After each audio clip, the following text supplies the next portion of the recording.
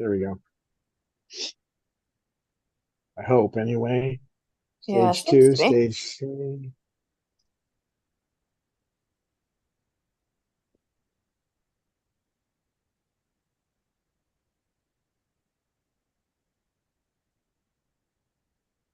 There we go. We're live. Well, some of us are anyway. Are you live? Are you live down there? Hmm? Well, the stream is live at any rate.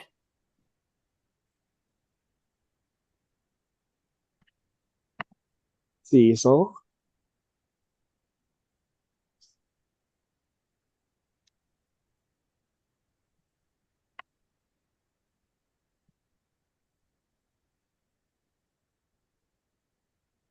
Come on, watch.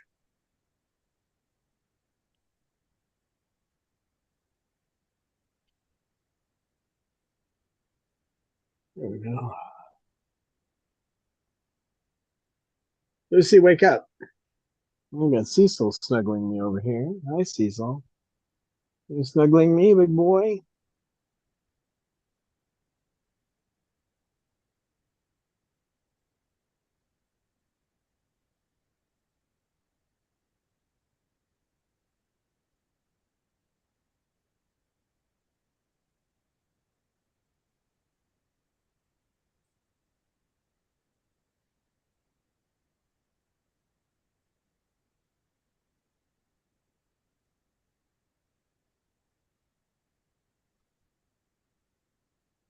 You're such a great snuggler, aren't you, big boy? Hmm? KK, what are you doing down there? Yeah. I think he wants in the snuggling.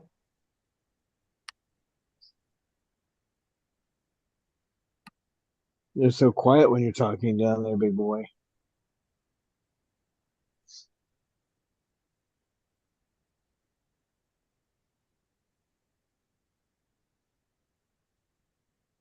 Well, we have some chatters already. We've got Lisa and Rosebud and Falconsy.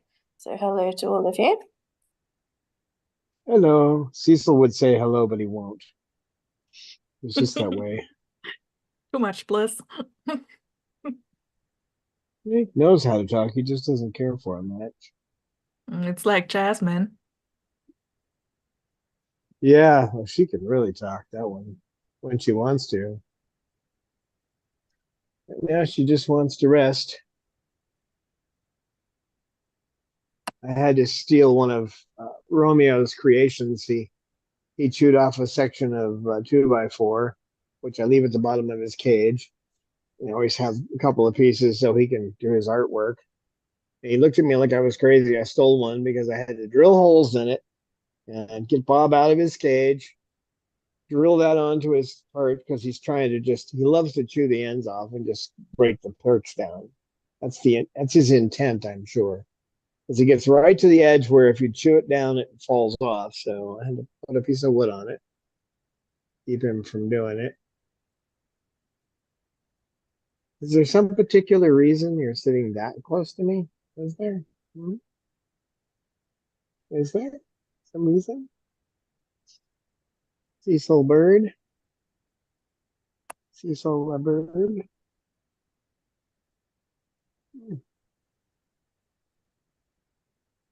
Get my attention, so I'll pet you some more.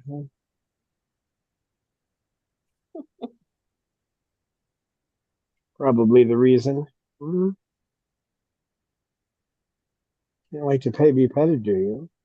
Mm,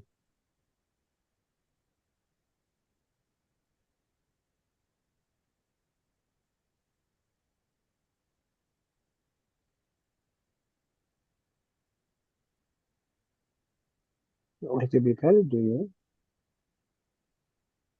Mm-hmm.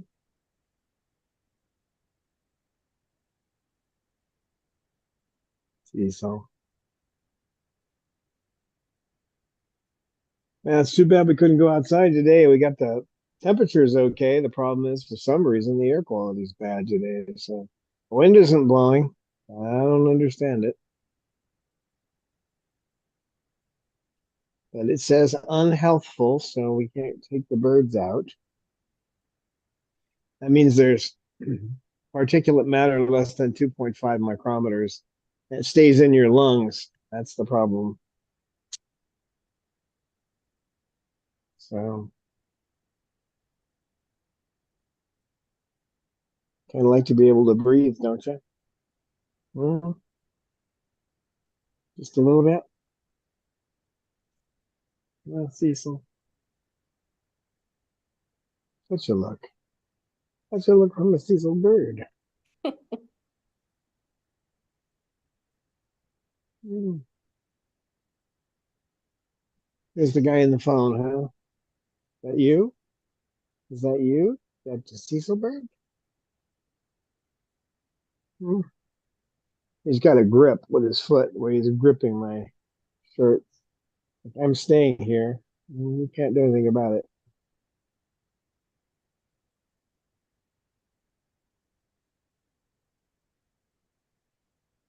He's such a sweet boy. He is. He's a sweetie. And KK is just sitting down there. Hi, KK. Mm, what a good boy. Do you want another piece of wood, KK? Here.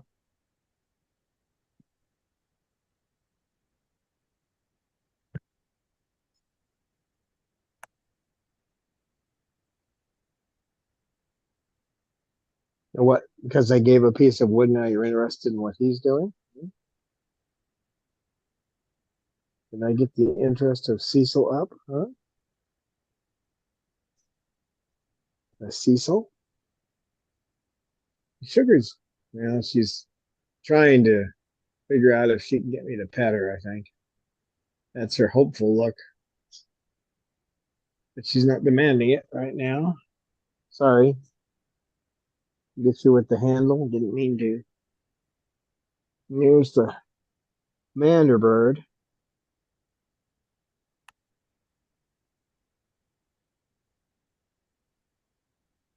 Hey, Mander. He's learning to be around Snowballs some more, and Snowball's learning to just sit and get petted, so won't be too long before I'll be able to introduce Snowball into this crowd, and it'll be all right. I mean, he gets the only one here that he has that gets bothered by Snowball is Mander, but he does not like having Snowball around. The Snowball looks at him. Oh no, you're looking at me. Don't look at me. It's very intimidating.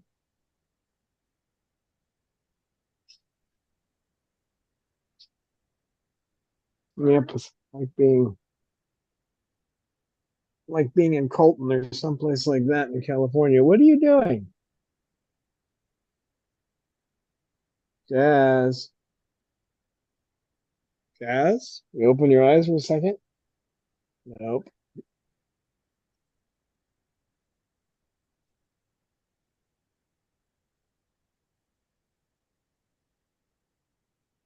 So our chatters are talking about what their birds have been eating, and it seems like peanut butter and banana toast is their favorite. So Rico Oh, and Elvis both like those. That sounds very tasty. it does. I don't have a bird that'll eat banana. Well, they get it in their the birdie biscuits I make. I use I think 12 average 12 bananas in it. And there's pumpkin and there's applesauce and there's peanut butter and almond flour. But getting them to eat a banana, if they can see any part of, none of them will.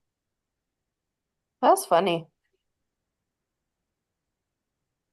They're odd like that on fruit. I have to mix fruit into their mash in the morning to get fruit into them because they just aren't interested in fruit. They'll eat dried papaya. Most of them will. Lorelai won't.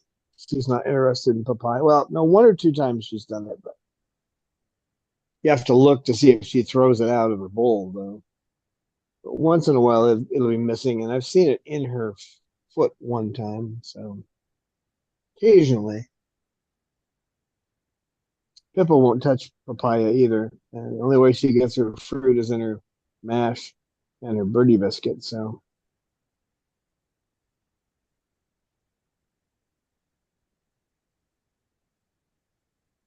what are you guys doing?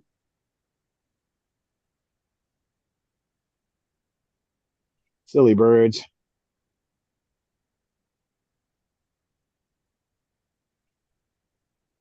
What did you do? Oh, you stole it. Of course you did. Of course you stole it. I can't get this to come up on my. There we go. I need to get something to come up on my watch where I put my notes, but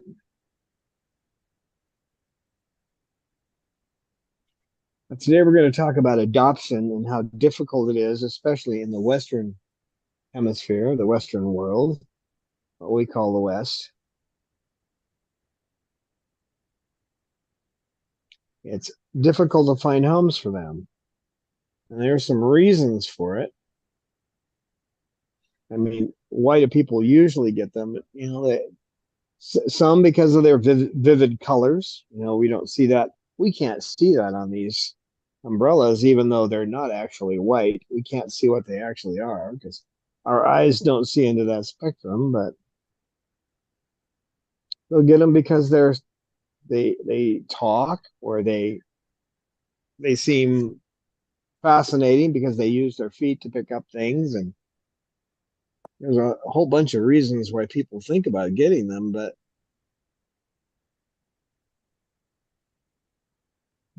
they require more than just a cage and food. They need a lot of attention, more than most people are willing to give. One of the reasons we end up with people asking for adoption, probably the number one, is they just get, well, I'm bored with this now. You know, this is something that I think our school system teaches people to be bored and not find things interesting. I can't possibly be bored with Cecil. Can I, Cecil?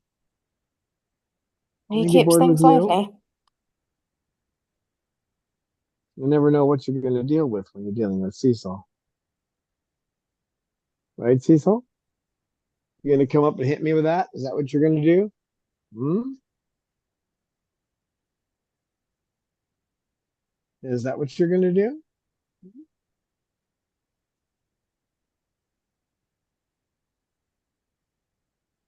And it's crucial to understand that these guys aren't pets, you know?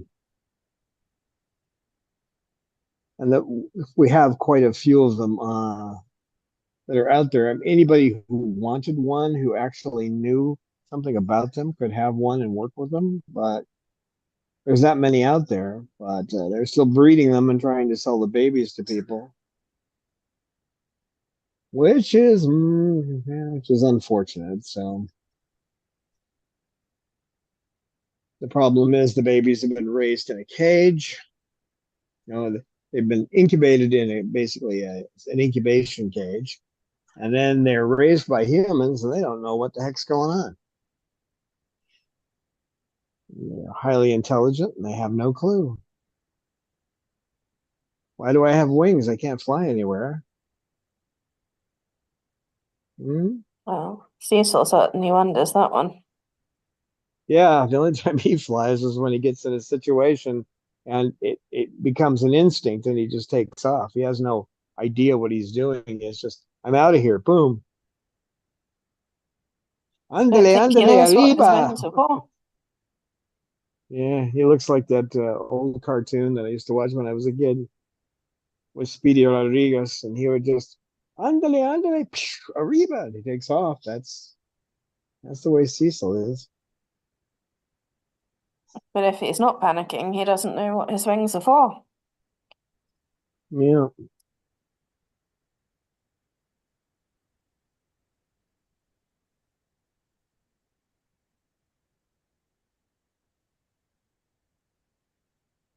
And the problem with why it's difficult to adopt is, you know, that a lot of their behaviors, which the ones that are built into their DNA, are not like anything we understand. I mean, most parrots are hook bills, so they get around by grabbing a hold of something. They'll take their bill and they'll grab something and they'll climb up with it, and use their feet. Or when they step over, almost all parrots do this. They'll put their beak down first to step over. Um,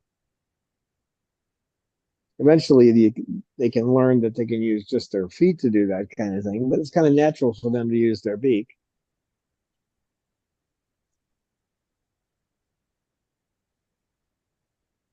So those behaviors that they have, their innate behaviors, which are mostly docile prey animal type of behaviors.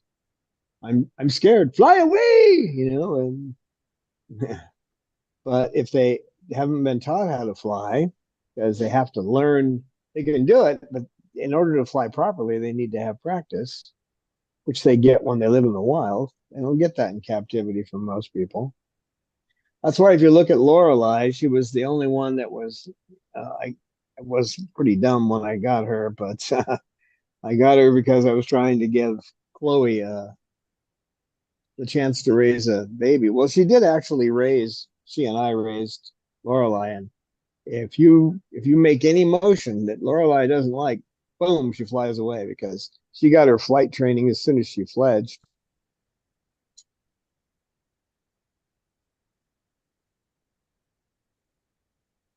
But she still needed to be raised by parents in an actual flock situation because when she became an adult, she started picking, feather picking. So frustration from not being able to be with a mate. So is the probable cause for that because she had reached adulthood. I came up with a name for it, but it's just my own name. Adolescent onset FTB. But as soon as she started becoming an adult, she had problems with ripping her feathers up. Hi, Cecil. Everybody else as well. At least Sugar is pretty now. Aren't you, Shug?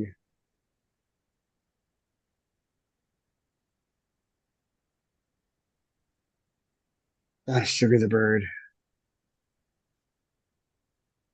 Shook bird. Mm. And the problem with Western education is they make out. You got my finger there. Trying to reach for the wood and he got my finger. Come here. Come on. Come back up. And that's the reason Come over my here. cockatoos can be difficult. That's one reason, yeah. He was just trying to grab the wood when it fell and he got my finger. And I'll just wrap it up in a paper towel and compress it. There we go. And see if I can turn the camera around now. The cozy imposter to the rescue. Now, while you're doing that, we can say hi to Calvin Thurston, who's joined us. Hello, Calvin. Hey, hey.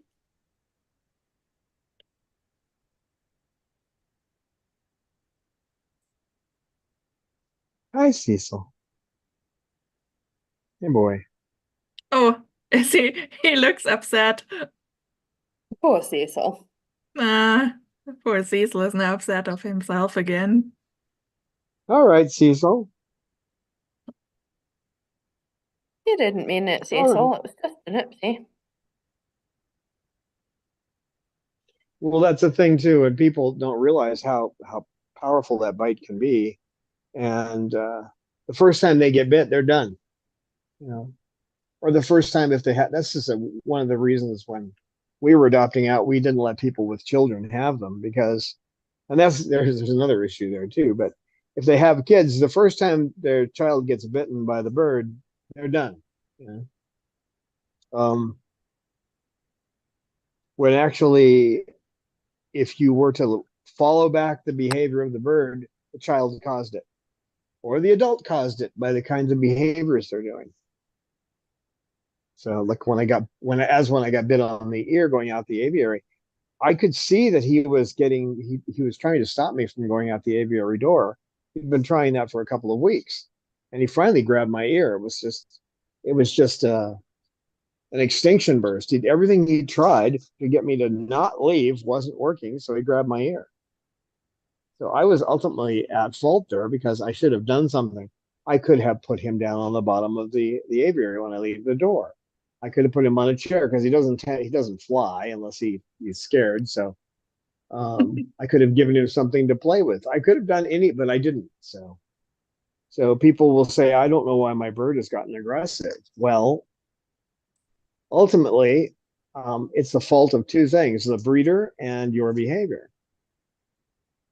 Um, unless they have a medical condition, sometimes that can cause it. It's rare, but it does happen. I'm not blaming people because I do it. I mean, obviously, I I make mistakes too, but you have to be prepared for them, and most people aren't. I mean, they not in the and it's because when you're going to school, where I went in the U.S., years ago. I'm sure it's worse now from what I've heard. I'm stepkids along that line, but um, we would take a test, and then that's it. You would never talk that subject again. So you spent your whole life taking tests and then forgetting the information. So you become this what's the word for it? Soundbite controlled individual who can't think for themselves. Not your fault. The way you're raised, and you don't realize that education is fascinating. When I start, every time I pick up an article and learn something more about these guys, it's fascinating. You know, their tongues. I mean, they have intrinsic and extrinsic muscles, which means that they can move their tongues like we can move our fingers. Only actually, they can move them side to side too, which we can't do. Uh, we can only move the base of our finger, and we wiggle our fingers up and down. That's basically it. But they have much more flexibility, and they have a bone in their tongue, which we don't have, which gives them a lot of power that they have with the tongue that we don't because there's no bone in our tongue. But because of the way the Western school system works, learn it, forget, and then I remember history class. I thought history was the most boring thing in the universe. Absolutely hated history, as of course they gave us a false view of American history.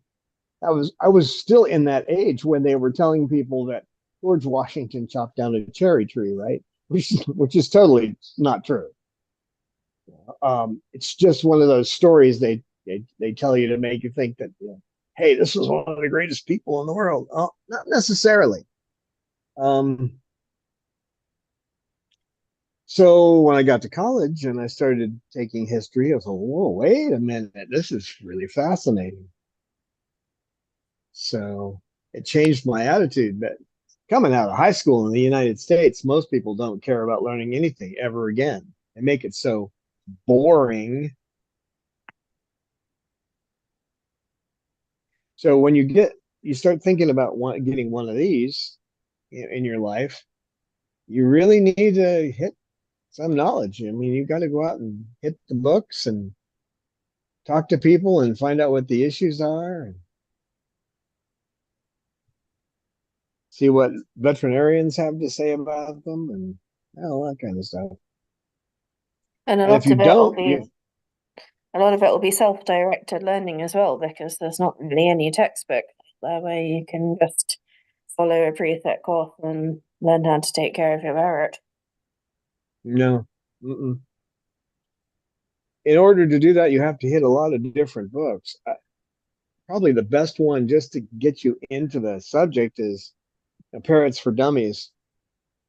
It actually was written by somebody who understands parrots, but the way that they had to write it to fit it into the for dummies format, um, one thing those books don't do is treat you like you're stupid.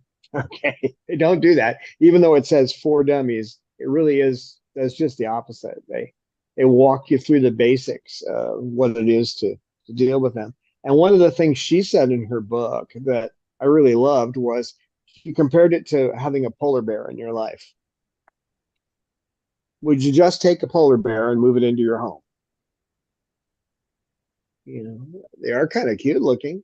Um, but what kind of behaviors are you going to get? most people wouldn't do that. And a parrot, because it's in a small package, doesn't seem like a lot. But let's see if the bleeding has stopped yet.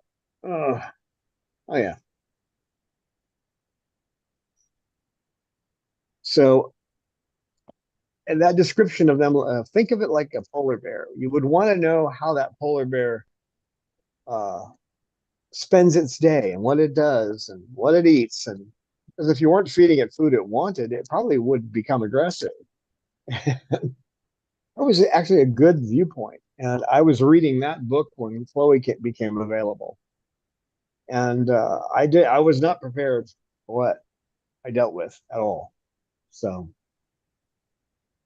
but I kept studying and studying and working and taking classes. I took a class in physiology, parrot physiology. I took two classes, actually three classes in applied behavior analysis, which is what we use to train anyone, dog trainer, horse trainer. If they're good, they are using ABA. If they're good and they aren't using it, must be dumb luck because it doesn't happen terribly often.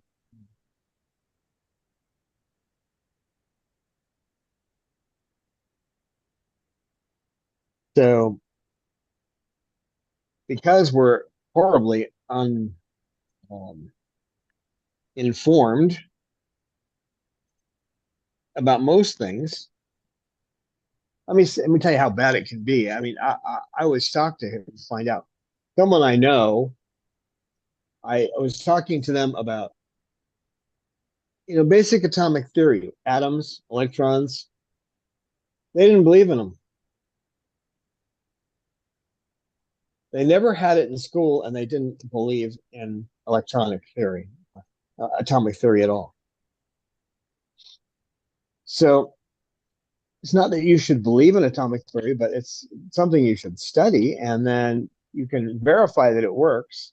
I mean, just electronics will prove that some of atomic theory works. And those electrons, when you put your fingers in an electric socket, you're going to find out what it's like to have electrons moving inside you, right?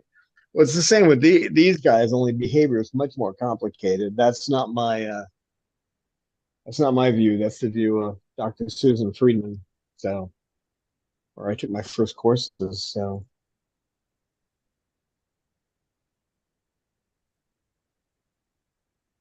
you having fun with that, Cecil?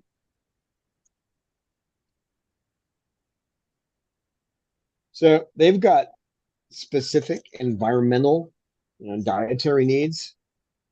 That you have to meet that. You have to meet those. You can't just say, well,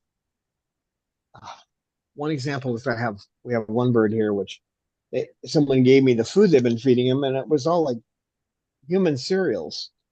Well, the problem with human cereals is they definitely don't meet the needs. Cheerios and bran flakes and all that. That's not going to provide them the necessary diet they need. And these people actually who had one of our birds, they were great. They really wanted what was best for the bird, and they were both having health problems, so they couldn't keep her anymore. But again, if you don't know what their health needs are, and even the parrot food, the pellets, nobody knows if that's exactly what they need because we don't know exactly what they eat in the wild. So we don't know those needs. But it's the closest we have, so we try to go with that. And of course, they need fresh food on top of the pellets. So Yep, it's by fresh no food. means a full diet. How will I know that making mash for them? The mash I make, I only keep it an extra day. So I make it, serve it to them, and the next day I have the mash for the next day. I don't freeze anything. I don't believe in and I mean this. I don't believe in this whole concept of taking things and chopping up stuff and freezing it. My grandmother taught me that you have to blanch vegetables before they are frozen. Otherwise, bacteria and it kind of can affect them. You have to kill out outside bacteria, and it also kills the taste too. It makes them taste bland if you don't blanch them. So I make it every day, and then refrigerate the extra one day. Excuse me, I make it on every other day. But I add things to it. This morning they had they need a variety too. So this morning they had some mashed potatoes. You know, sometimes they get a little sweet potato and yams and that kind of thing. They get a little something extra. Bob likes his artichokes. He gets those every couple of months. He'll get an artichoke. This one likes artichokes now too, don't you? You do, don't you? Hmm? Well, even he's doing something. He's just moving his beak down here. The rest of them are all just sitting up there. They would have had a great Yeah. time outside if the weather had been better, but So I think now Rosebud could see KK finally. She was asking for him. oh, So KK bird. we can say who's in KK the room. bird. Of course, There's the Cecil and KK. KK bird. KK. Then I think everybody spotted Amanda, probably. He's hiding at the back of the room. Then, as always, we have a Shuk bird. And here we see the loose bird. That's the Shuk bird. Loose bird. And in the timeout cage, Jasmine. And yes, she put herself in there. Yeah, as usual, she just goes and sleeps in that cage for the whole meeting. Mm. She's very As soon as the predictable. live stream is over, she probably comes out and has a Jasmine tantrum and has flappies and does her song and does really strange, obscure stuff. But not while Dad is chatting. Yep. Yep, she's not interested in this part of it at all.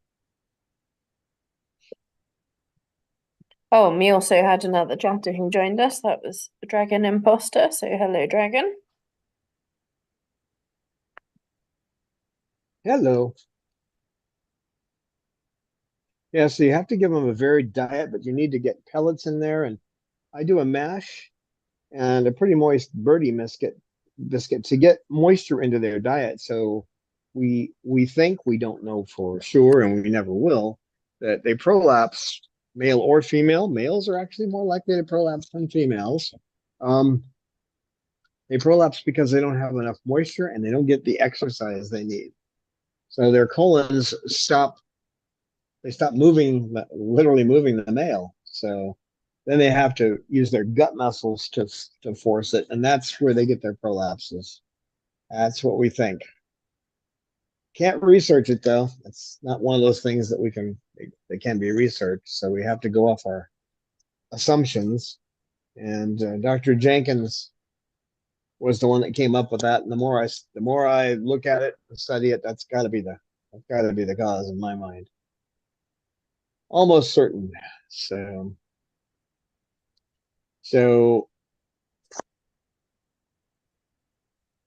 the other side of it is they need toys and activities. A lot of people get them and they give them a lot of attention in the beginning, and then they wean that attention off. They become less interested. Now they're more interested in whatever they're watching on TV or whatever. You know, your life drags you away from what you had committed yourself to, and then they start to fall apart. They start screaming or biting. Or they don't understand why they got all that attention and now they don't have it anymore. You having fun, Cecil? He seems to be. He's going to get me one of those sharp edges. Some of these pieces of wood, well, you can't really help it. You end up, ouch, thank you. You end up making them different for them, and they have sharp edges. Or he'll make a sharp edge and come at you with it. He'll take something and chew a sharp edge on it.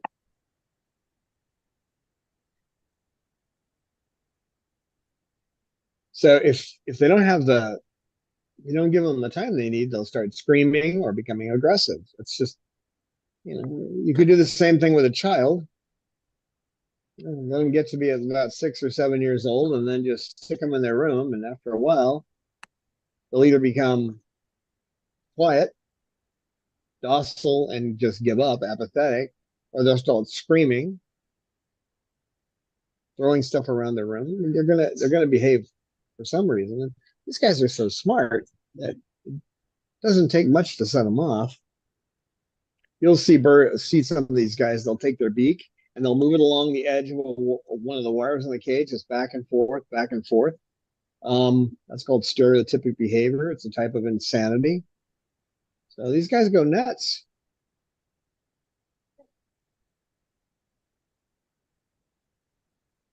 And like when I got my finger bit here.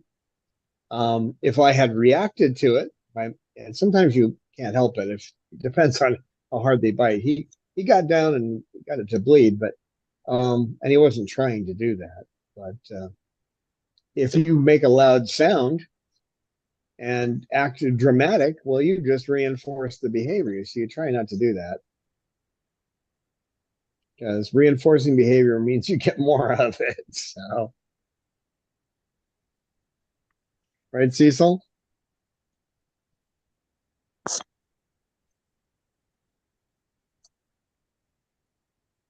So because they're raised in incubators and they didn't get to live with their parents and learn what it is to be what they are, they didn't hang out with their siblings, they didn't fly around, learn to fly in a flock. They're confused about life. And basically they're what we call functionally autistic. They act like an autistic child because they missed some important steps in their development, right? Right. What steps did you miss? Almost all of them, right? You can fly, but you don't know it. Yeah. Mm-hmm. So they don't learn those essential survival and social skills. So that, along with the fact that they miss essential steps in their development, means they have trouble understanding what's going on in their environment and what other birds are doing or what people are doing. So you have to become a communicator on a different level with these guys. And that's where good training in behavior is good. And working with your bird to teach them behaviors helps. When you go to adopt somebody, I've used these examples before. There was one lady who told me, she said, well, I don't know why I have to take classes. We weren't charging for them. They were free, but they were 3 hours a night and 2 nights, right? I had an African gray for 8 years, so I don't understand why I should have to take these classes. And I responded with, well, I've been driving a car for 40 years, but that doesn't make me an auto mechanic. And the other thing too was we're talking different species. She wanted to go with a cockatoo. She'd had one example of an African gray, and they're all different. I mean, they have similar traits, but they're all different. So, I've been around African grays, and we've had more than one African gray here, and none of them were like Murray, the first African gray that I worked with. So, oh yeah, are you sure about that, Cecil?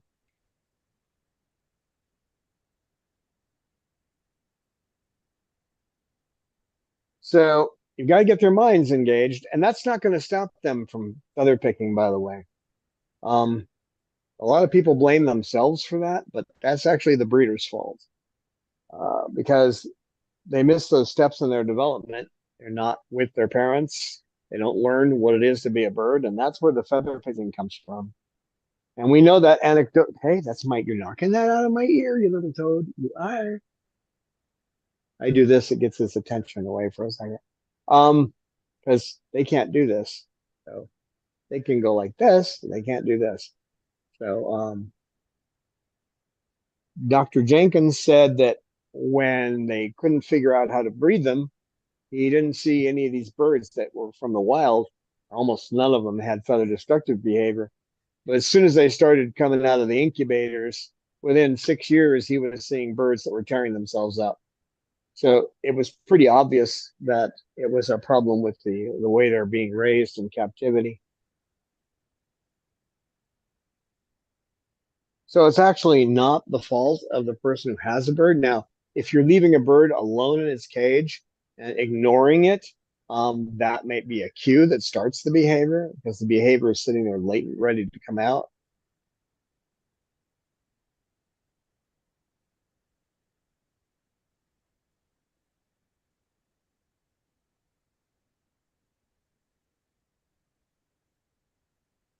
And I've mentioned this before, but back in the 50s, they had these little they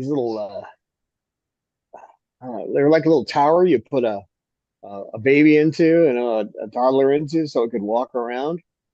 And because of that, they missed this step of crawling step.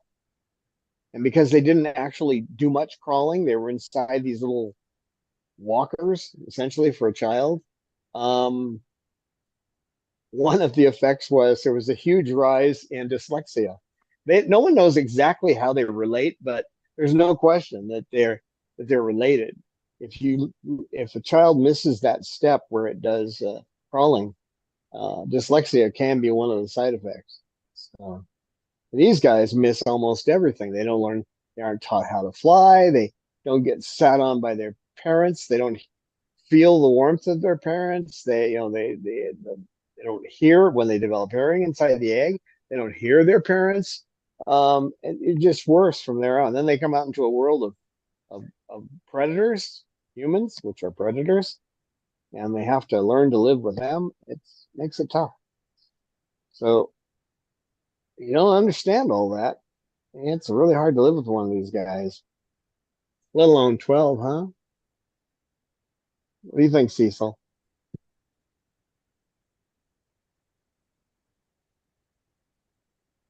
Well, they keep you pretty busy, don't they, John? Yeah, I've got one busy guy. Well, actually, Hickey's coming out now.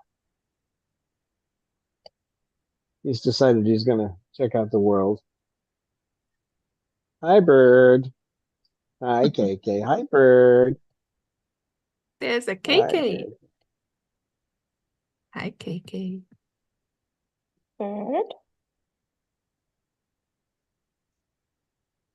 Hi, Why don't you baby. talk about some of the hidden costs of adopting? Because it's not just buying the cage and buying the food, there's other things as well.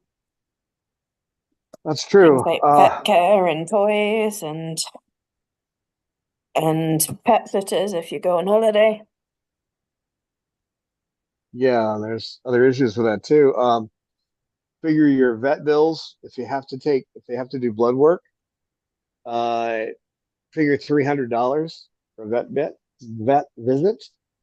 If it's just a quick visit to check the bird for obvious problems, you're talking 60, 70, or $80, depending on the vet. Blood work, they don't have much blood in them, so blood work is something that many avian vets will limit. I know Dr. Jenkins doesn't like to do it more than once every 5 years unless he can see a problem. If they're obviously sick, he'll do blood work, but he doesn't do the healthy blood work except every 5 years. But again, and they got to go to the vet pretty fast. I mean, Dr. Young said one of the reasons he didn't like seeing avians, he sees a lot of different kinds of animals. He's an exotic vet. Um, it's hard for me to hold this with you doing what you're doing. Oh, you're gonna move now. It was right in front of my face and bouncing on my hand. Yeah. Okay. Someone else is digging down here. So vet care is expensive. When Lorelei started producing too many eggs, about an egg a month for 12 months, and then the last egg she had, hey, easy, easy, calm down. You're getting too wound up. Calm down. Come on, calm down, calm down. You're getting too wound up. No, you calm down. Calm down. You're going to get that wound up. You're going to hurt somebody. No, calm down. There you go. Yeah, stay calm. Stay calm. So that was $1,000. Required to neuter her so she could not produce any more eggs, because if she kept going at that rate, she was going to die of malnutrition, or she would get and would you? I can't talk with you banging me with that piece of wood. Hey, cut it out. Cut it out. What are you doing? Well, you want my attention. That's all. You want my attention, These don't you, guys boy? need attention. Yeah, you just want my attention, don't you? Yeah. And that's kind of scary because they don't do well under general anesthesiology. So you're going to put them under general anesthesia. You need to have a nurse who is also an anesthesia. Could you watch it there? Anesthesiologist. So waiting to see that everything is going to come out okay after the surgery. And unfortunately, Dr. Jenkins used to be close to an Indian restaurant, so that wasn't good. So I could kill myself with food, but after it was over, when I was sure she was going to be okay. But it's expensive, so you have to be prepared for that. My little boy, you have to be prepared to cover those medical costs, and they can be pretty high. And it's hard to find any insurance too. There are a couple of companies will do it, but they seem to be brain dead because they only want to do it with birds that are like young. So you were talking birds that are less than 5 years old. And as I pointed out to one of those insurance companies that I talked to, I said, that's kind of crazy because these guys live so long. And well, I know, but that's the way it is. So getting insurance, health insurance on them is not easy. And toys, and you can see him chewing wood there. He goes through pieces of wood like this, about 10 a day. So if you're going to buy those toys, they're going to run you for anything that has wood at least that size on it. Going to run you $20, $25. So if you aren't going to cut your own wood and drill it yourself, and you've got a bird that needs to chew this much, either the bird's going to go crazy or you're going to go, into debt. Because if you don't make your own toys, you're talking about a $20 toy a day. Multiply that times 30 days. That's $600 a month. And he could easily go through that. He does, except that I buy the wood. I get white wood from Home Depot, and I do the drilling and cutting myself. So that cuts the cost of a toy down to about, for him, it's costing me about $2, $3 a day to keep him in wood. And it's not just like this. I string it in with leather and put different parts on it to make it more interesting. They like finger traps, so I tie finger traps on them. And then, of course, if they get to play in your environment at all, you have to prepare your environment. You can't leave electrical cords down there because they'll chomp into them. Same with just like with babies, you got to cover the outlets in a room, and like a baby, they can use that lovely little beak they've got. I'm trying to get an angle on him. They can use that lovely little beak they've got to take any kind of protector you have on a wall socket, including the actual frame of the electrical box itself.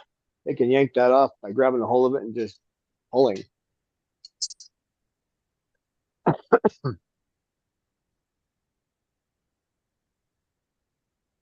And then there's replacing the clothing that they chew holes in. There's a lot of hidden costs with these guys. The two biggest costs are veterinarian toys. One year it might be the toys that cost the most. The next year it might be the vet. But Not cheap. That's why you don't see too many parrot rescues. And parrot rescue, you've got to have cages. Dogs, you can kind of pen them in somewhere, but you can't do that with a parrot. They'll eat the room, right, Cecil?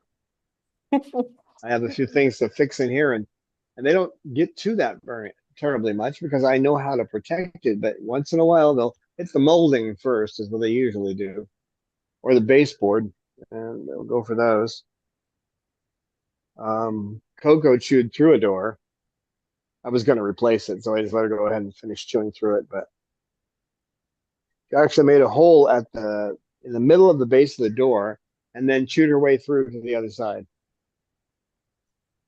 And then I put up a door and I screwed wood onto the outside of it. So hardwood, so she couldn't do that again. But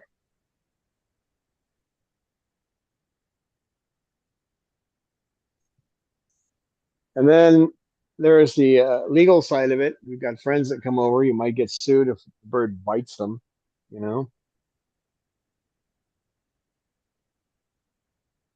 So, and then what if you decide? Well, the other side of adoption, we always had to ask that question was, what are you going to do if you decide it doesn't work out? Now, what we had was they had to sign an agreement that they would give the bird back to us. That happened a lot. Even with, pre-checking people out, they took classes with us, they would still eventually come back to us. And the reason they came back to us because the form we used was from the Avian Welfare Organization online, and the adoption form had $1,000 penalty if you get caught selling the bird. And not too tough because all the birds being chipped, if we come by to check on the bird once a year and that bird isn't there, and then it shows up, the vet scans it and finds our name, and you're in court, right? So they bring them back. And then it took a long time to get them back to sanity after, because people would wait way too long to bring them back. Maybe they had decided in the first 3 days they weren't going to be able to handle it, but they keep them for 2 months. Just right, KK?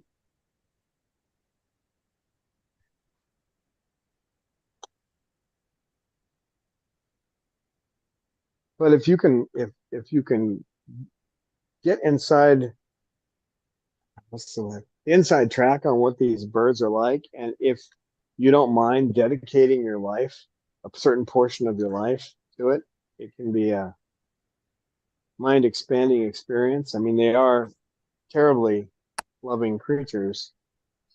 Their personalities are amazing too. But when you go on a vacation, I remember one friend of mine had a kayak, and she would go on vacation every year. She went on vacation and came back, and the bird had ripped all the feathers off of its body, below its neck, everything it could reach. And sadly, they tried things that weren't scientific to try to deal with the situation, and eventually that bird died. But going on vacation is the thing. The bird isn't going to understand. In the wild, when a bird's no longer there, it's usually dead. So the flocks stay together. With a few exceptions, that's not true of, hey, what are you doing? It's not true of palm cockatoos, for example, or eclectus, but most of them it is. That's my ear you just hit. You just hit my ear.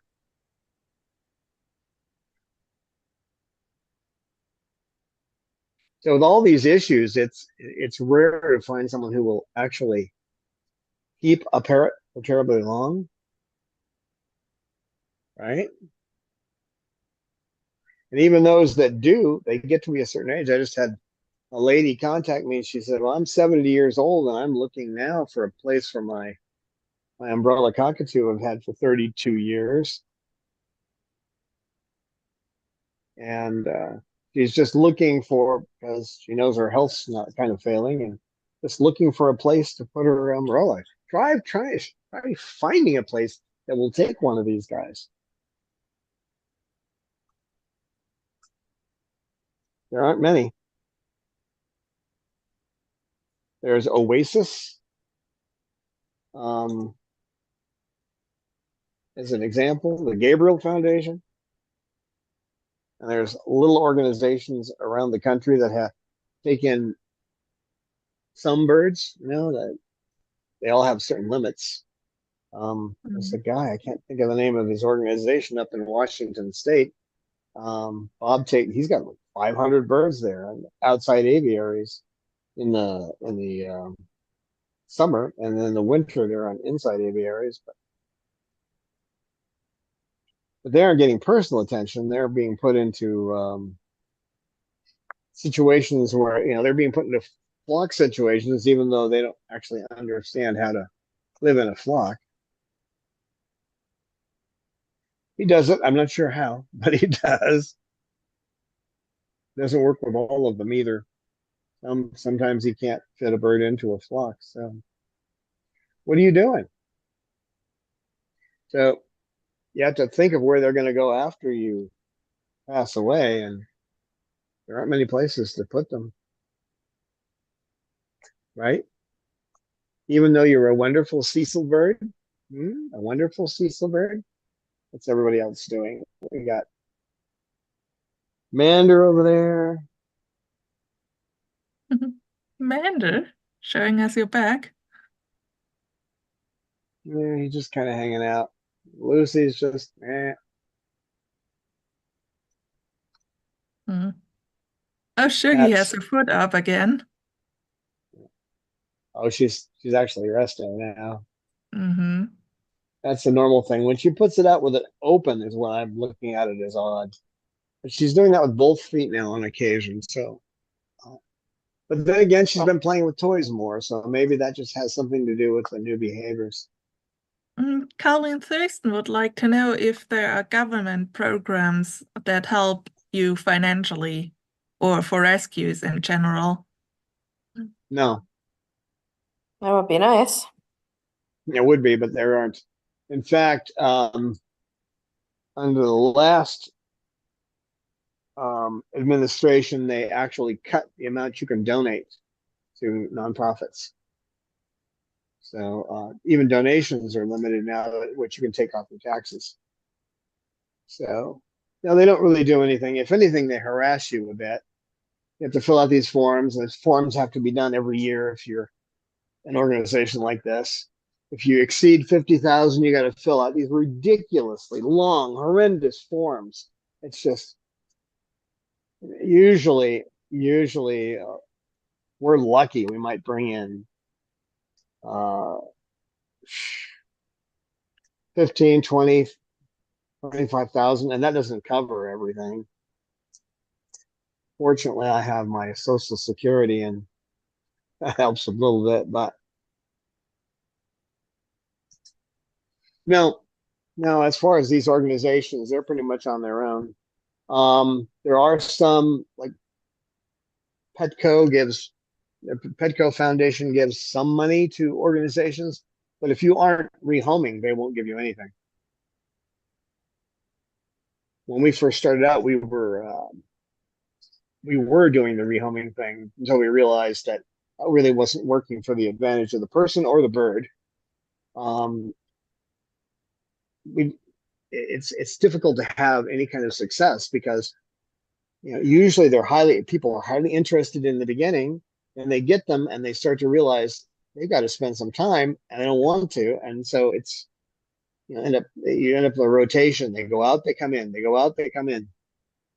There's a good video on that. It's called Parrot Confidential, and you can hear other rescuers who ran into that situation. So as soon as you stop showing that you're trying to rehome them, Petco stops giving you any kind of grant. And as I told one of their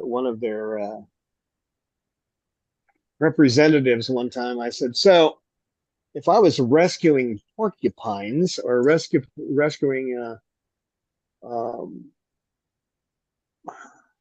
was the raccoons? I said raccoons. I was rescuing raccoons. Would you expect me to rehome those?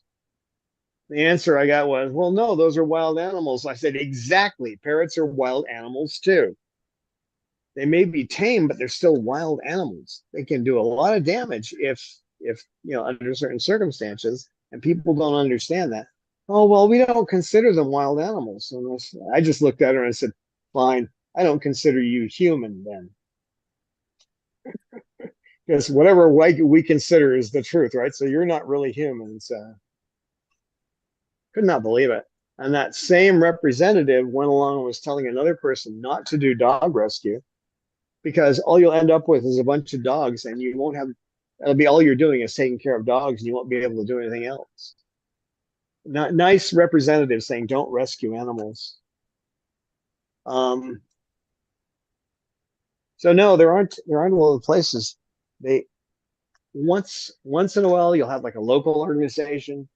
I'm not sure we're going to get any more grants. We had someone who was giving us a grant while we were in Fallbrook, California, 2,000 a year.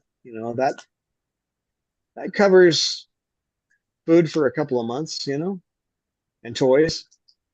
But now that we're not in California anymore, I don't know if that's going to happen because that was a local organization trying to help local rescues. So, and they understood that we were a sanctuary, not a rescue. You take someone like her, you try to put her in a home, and she's dead in a couple of days because people are going to go, well, I don't see why she has to have that medicine all the time. That rocket scientist attitude our schools tend to produce that we know better than the experts what should be done. But if it wasn't for that, we wouldn't have a sugar bird, would we? We wouldn't have a sugar bird. No. You weren't getting that medicine. You wouldn't have pulled through. She hated college boy. She was a tough one. She just refused to be happy in a collar. She would chew them off. She would try to get on the floor and somehow push them off. It was awful. Ah, I know. I know.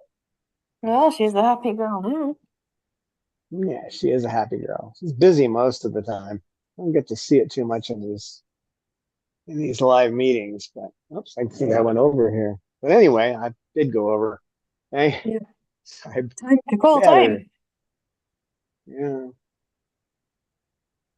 You want to say goodbye, Sugar? She says, no, I want you to pet my beak. Yep, everybody's waking up now. There goes Lucy. And not everybody. They just Thank know. you. It's like magic. Jasmine, Jasmine has open. has pushed the Hey, snooze button. Oh, Lisa is interested in what's the name of the rescue or sanctuary in Washington State you talked about because she's from Washington State. oh, I don't know the name. I'll have to ask someone. There's a rescuer in Las Vegas that knows. I know his name is Bob, but I don't know the name of the rescue. I actually helped one of the local rescues here get a bird to the airport to go to him, but I don't think I ever actually heard the name of his rescue. I'll check into it for you though. I mean, he's got 500 birds, so I'm fairly sure that I can look that up on the internet.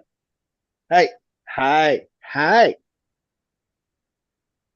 Calm down. You're getting too wild. You're getting too wild with that. No, calm down. All right. Whoops. I didn't mean to do that. I didn't. No. No, I didn't mean to knock the toy out of your beak. Come here.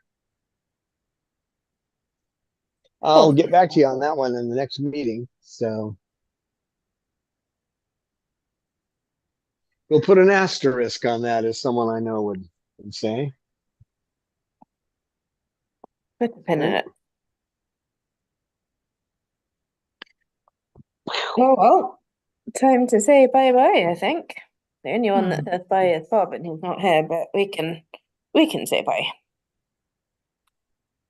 So thanks, Amy and Eleanor, for your assistance. And we will see you later, right, Cecil?